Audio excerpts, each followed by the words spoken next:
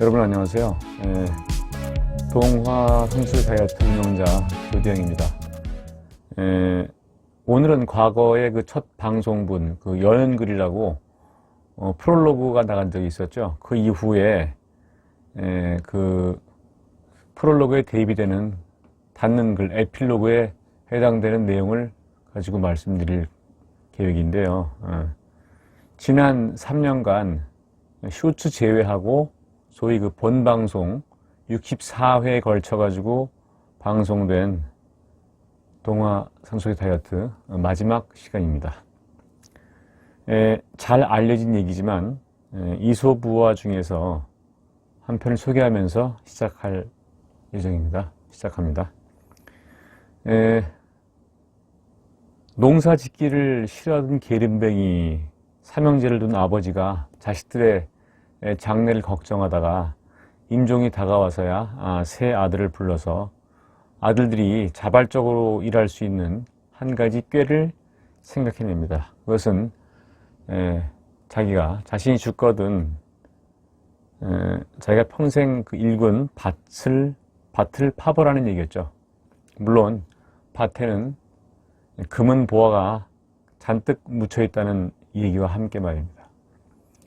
장례를 치르기가 무섭게 밭을 구석구석 파헤치던 삼형제는 끝내 보물을 찾지 못하고 허탈해하지만 이왕 파헤친 밭이니까 평소에 귀찮아서 안 하던 일이지만 곡식을 심기로 합니다. 그해 가을 어느 해보다도 곡식이 잘 여물고 수확이 많게 되자 삼형제는 그제서야 아버지가 남긴 보물이 바로 이 밭이었다는 사실을 깨닫는다는 얘기 많이들 아시죠? 이 짧은 이야기를 반추하면서 되새기면서 생각에 잠겨봅니다. 곡식을 수확하기 위해서는 최소한 씨를 뿌려야 되죠. 이삭이 패고 꽃이 피고 열매가 맺히는 과정을 거쳐야 하고 그 과정에 농부의 관심에 따라서 수확이 많고 적어질 수 있습니다. 생텍쥐페리의 그 어린 왕자에 나온 얘기지만 커다란 교회당만큼이나 큰 바오밥 나무도 처음에는 씨앗에서 비롯됐죠. 우리의 생활 습관과 건강관리도 마찬가지가 아닐까요? 건강관리의 왕도, 임금왕자를 쓴 이 길만이 최고다라는 그 왕도가 아니라 갈왕자 또는 앞으로 가야 한다라는 의미까지 포함한 이 왕래할 때 쓰는 이 갈왕자 써가지고 그 왕도의 의미를 바꿔서 지나온 길, 가야 할 길이라는 의미를 바꿔서 재조합하면서 발했던 것은 윗글의 농부처럼 당장 눈에 보이는 보석이 아니라 수확을 많이 낼 수 있는 기름진 밭을 제공하기 위해서였습니다. 그러나 이제는 두서없는 소리도 마쳐야 할 시간이 된 것 같습니다. 큰 수확을 얻기 위해서는 땀을 흘려야 하죠. 그러나 무조건 땀을 흘리기보다는 씨앗이나 밭의 상태 그리고 땀을 흘려야 할 때를 잘 맞추어야 수확이 커질 것임은 두말할 나위도 없을 겁니다. 길은 있습니다. 여기서 길이란 건강관리와 다이어트 관련 노하우겠죠. 그러나 그 길은 누구에게나 금방 잘 보이지는 않습니다.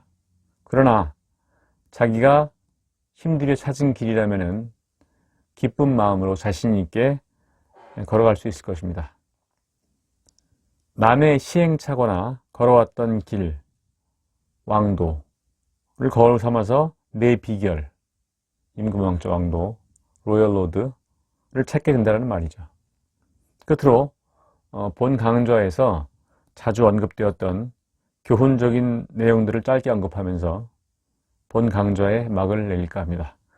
첫 번째로 내 몸이 내 건강의 역사라는 말씀을 드립니다. 사학자 단지의 신치호 선생이 말씀하신 역사를 잊은 민족에게 미래는 없다라는 말을 패러디해서 말씀드리면, 본인의 영양 섭취의 역사를 잊은 개인 또는 사람에게 건강한 미래는 없다라는 말씀을 드리고 싶어요. 예. 두 번째로, 살은 의지로 빼는 것이 아니라 때가 되면 빠지는 것이다. 그때는 언제인가? 입맛이 바뀌는 때이다 라는 말입니다. 저 같은 경우에 시행착오와 경험 부족으로 그때가 오기까지 30년 가까이 걸렸습니다. 고등학교 3학년 때 80kg가 된 다음에 40대 후반까지 근 30년 동안 늘 85kg에서 90kg 혹은 그 이상을 유지하면서 그 밑으로 내려갈 수가 없었어요. 지금은 63kg, 62.5kg 나갑니다.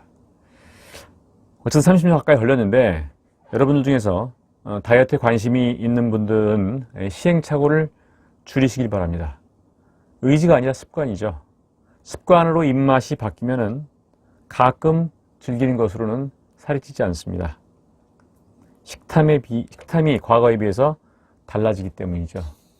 요요 현상이 생기는데, 살찐 쪽으로 돌아오는 요요 현상이 아니라 살이 빠졌던 날씬했던 몸으로 순간적으로 쪘던 살이 다시 돌아오는 그런 바람직한 요요 현상만이 존재할 뿐이죠.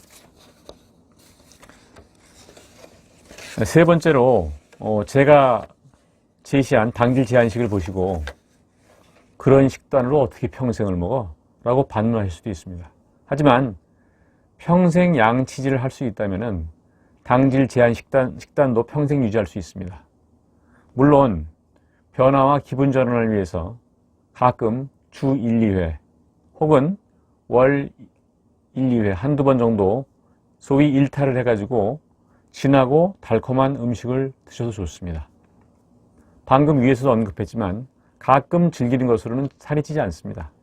순간적으로 약간 체중이 늘었다가 아까 말씀드린 것처럼 빠졌을 때 몸무게 돌아오는 소위 바람직한 요요 현상만이 존재하기 때문이죠. 예.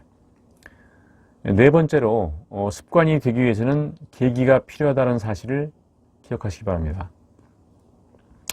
단순히 습관을 들여야지 하는 것도 일종의 의지에 해당합니다. 그보다는 그 자체가 자연스럽게 습관이 되기 위해서는 충격요법도 필요하죠. 본 강좌 이소부화 중에서 사자와 함께 사냥을 하다 라는 편을 보시고 본인의 처지에서 이런 경우도 있었으니까 나는 어떤 걸 가지고 자격을 받을 수 있을까라고 한번 요령을 터득하시기 바랍니다. 다섯 번째로, 본인의 혈당을 관리하라. 본인의 혈당을 관리하라. 당뇨 걱정이 없다고, 검사에서 염려 말라고 했다고 너무 안심하지 말라는 얘기죠. 공복 혈당, 식후 2시간 혈당, 이 두 가지가 중요한 것이 아니라 식후 1시간 전후 혈당을 점검하고 매일 최저 혈당과 최고 혈당의 격차, 소위 혈당 스파이크에 유의해야 됩니다. 여섯 번째로, 젊은이는 언젠가 대부분이 노인이 될 것이다 라는 명제입니다. 모든 노인은 한때 젊은이였고 그들을 대부분 혈당 변화의 중요성을 생각하지 않고 음식을 먹었죠. 고혈당이 그들을 남보다 더 늙고 노쇠하게 만들 수 있습니다. 젊은이 대부분 노인이 되겠지만 아직 혈당 걱정을 하지 않습니다. 노인이 될 때까지 노인이 된다는 사실을 제대로 알지 못할 수도 있죠. 일곱 번째로, 충치가 있는 사람만 양치를 하지 않습니다. 비교하자면은 당뇨가 없는 사람들도 예방 차원에서 미리 혈당 관리를 한다면은 정말 바람직하죠. 매일 혈당을 체크하고 음식에 따라서 혈당 변화를 점검하면 음식이 바뀌면 입맛도 바뀝니다. 여덟 번째로, 어떤 음식이 좋다, 나쁘다라고는 말하고 싶지 않습니다. 입만 즐겁고 몸이 괴로운 음식을 우리는 알기 쉽지 않습니다. 혈당 점검이 그 답을 알려줍니다. 입에서는 평범하게 느껴지지만 몸에 좋은 음식을 좋아하는 식성이 되면은, 다시 말해서 입맛이 좋은 쪽으로 바뀌면은 입도 즐겁고 몸도 편해지니 금상첨화죠. 뇌만 좋아하는 달콤한 음식만 먹지 말고 장이 좋아하는 섬유질이 풍부한 음식도 드시길 바랍니다. 혈당 변화와 음식과의 상관관계를 알고 혈당 조절이 비만과 노화 방지에 얼마나 도움이 되는지 알게 되고, 나아가 내가 이 음식을 먹으면 잠시 후 또는 내일 아침에 혈당이 어떻게 나오리라 예측할 수 있게 되면 식탐이 자연스럽게 줄어듭니다. 마지막으로 제가 그 과거에 고3 담임 시절에 담임 교사의 당부 글을 싣는 코너가 있었는데, 졸업 앨범에다가요.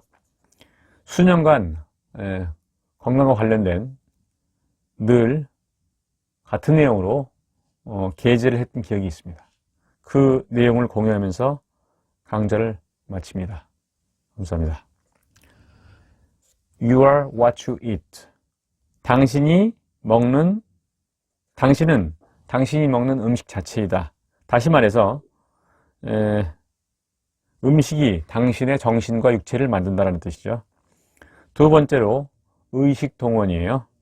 치료와 음식은 그 뿌리가 같다.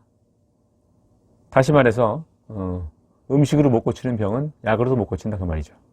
세 번째로 건전한 신체에 건전한 정신이 깃든다 라는 말들을 깊이 자주 반추해서 인위적이고 자극적인 요리를 탐닉하기보다는 자연적이고 담백한 음식을 음미할 줄 아는 생활을 습관화해서 건강한 몸과 마음을 가진 진정한 어른으로 성장하기를 바랍니다. 자, 여기까지입니다. 감사합니다. 예, 물러갑니다.